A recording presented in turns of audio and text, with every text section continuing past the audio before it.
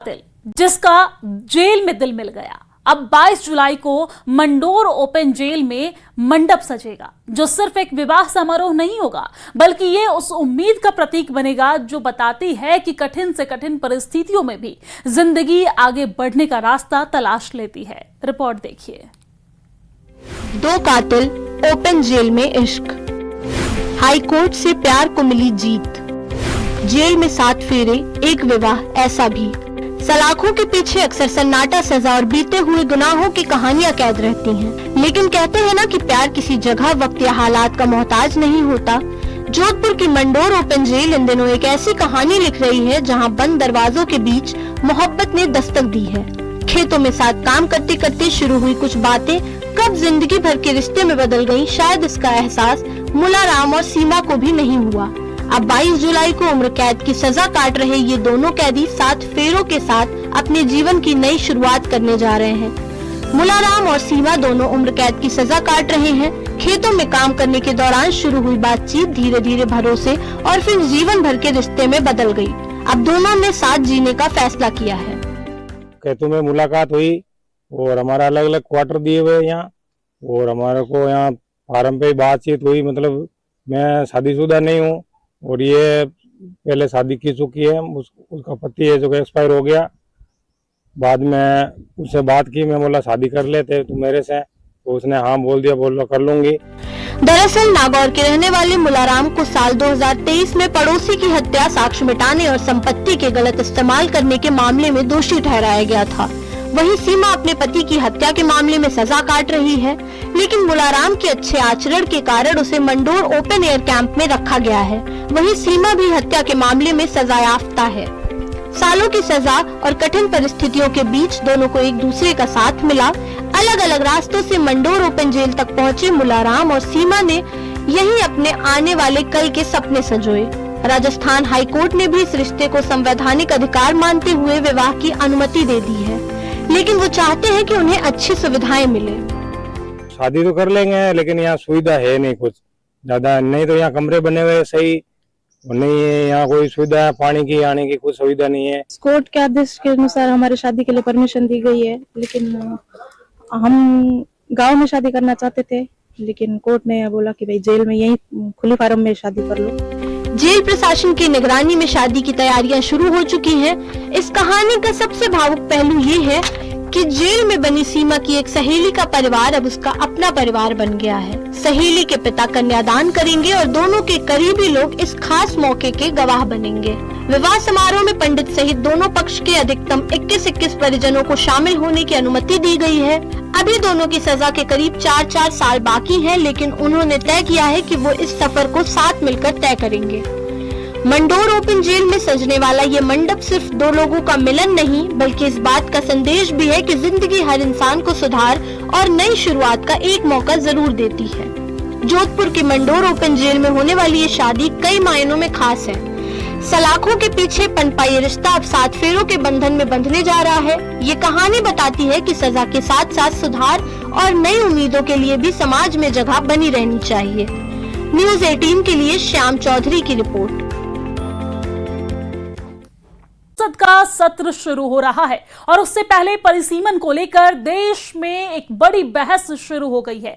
देश की आबादी बढ़ी और अब एक बार फिर से परिसीमन होना है, यानी कि अब तय होगा कि लोकसभा की सीटें कितनी बढ़ाई जाए, किन राज्यों में कितनी सीटें बढ़ेंगी, ये सब तय होगा। और इसके लिए संसद में बिल पेश होगा और इसे पास कराने के लिए 2/3 बहुमत की जरूरत होगी सरकार को। अब मॉनसून सत्र से पहले बहुमत का आंकड़ा जुटाने की कोशिश हो रही है और विपक्ष कोशिश कर रहा है कि सरकार 2/3 का आंकड़ा छू न पाए। रिपोर्ट देखिए आप।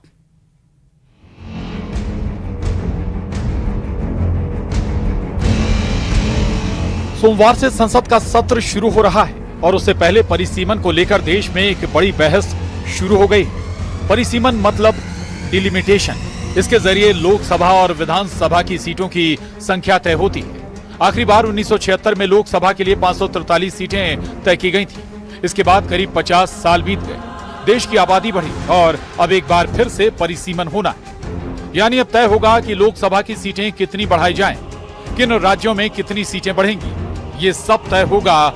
इसके लिए संसद में बिल पेश होगा और इसे पास कराने के लिए 2/3 बहुमत की जरूरत होगी सरकार को। पिछले सत्र में सरकार ये आंकड़ा जुटा नहीं पाई और बिल गिर गया। अब मॉनसून सत्र से पहले बहुमत का आंकड़ा जुटाने की कोशिश हो रही है और विपक्ष कोशिश कर रहा है कि सरकार 2/3 का आंकड़ा छू ना पाए। आज कांग्रेस की अहम बैठक हुई जिसमें सरकार के खिलाफ रणनीति बनाई गई।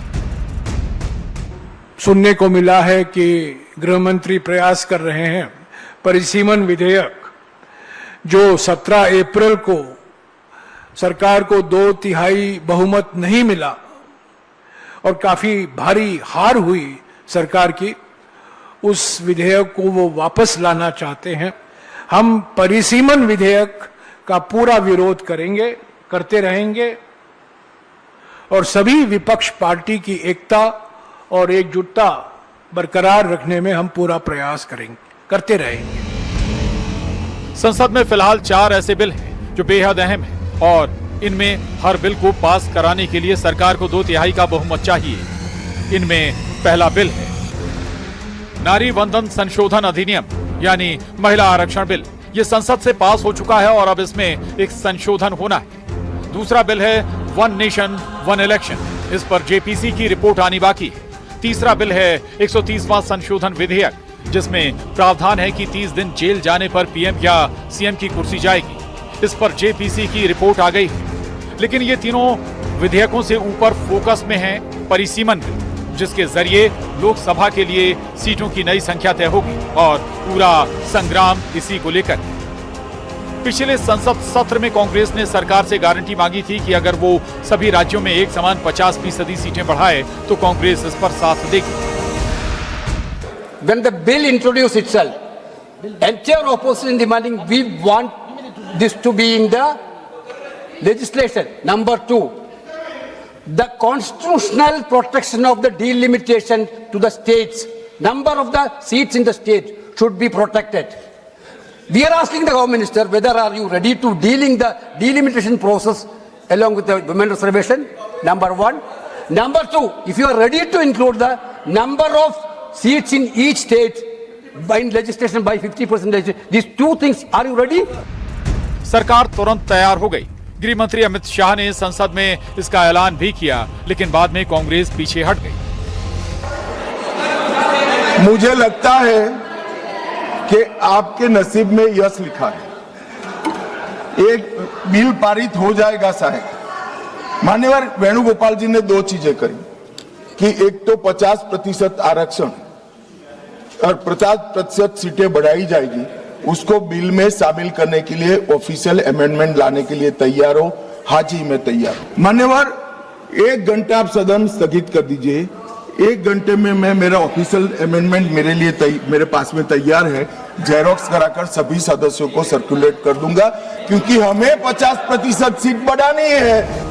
अब बड़ा सवाल है कि परिसीमन बिल पास कराने के लिए सरकार 2/3 का आंकड़ा जुटा पाएगी। क्या इस बार बिल पास हो जाएगा या फिर गिर जाएगा?